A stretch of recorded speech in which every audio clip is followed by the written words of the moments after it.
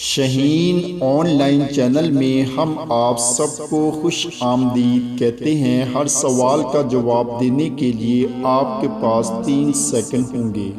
सवाल नंबर 1। एक जज ने मुल्जिम को अपनी मर्जी की मौत चुनने का हक दिया। मुल्जिम ने कौन सी मौत चुनी? तो वीडियो अच्छी लगे तो लाइक करें और चैनल को सब्सक्राइब करें। तो जवाब है दोस्तों, कुदरती मौत। सवाल नंबर 2। वो कौन सी औरत होती है जिसे हर वक्त मालूम होता है कि उसका शौहर इस वक्त कहाँ है?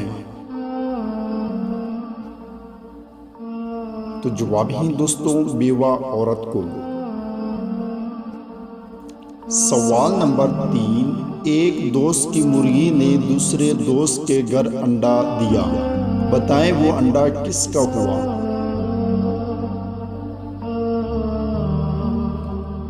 तो जवाब है मोहतरम, मुर्गी का।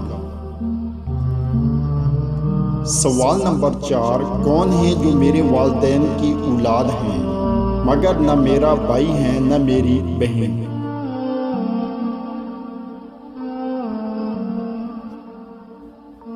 तो जवाब है दोस्तों, मैं खुद।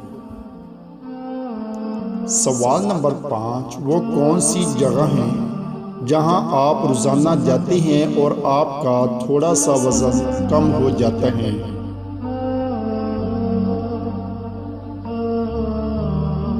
तो जवाब है दोस्तों, बाथरूम।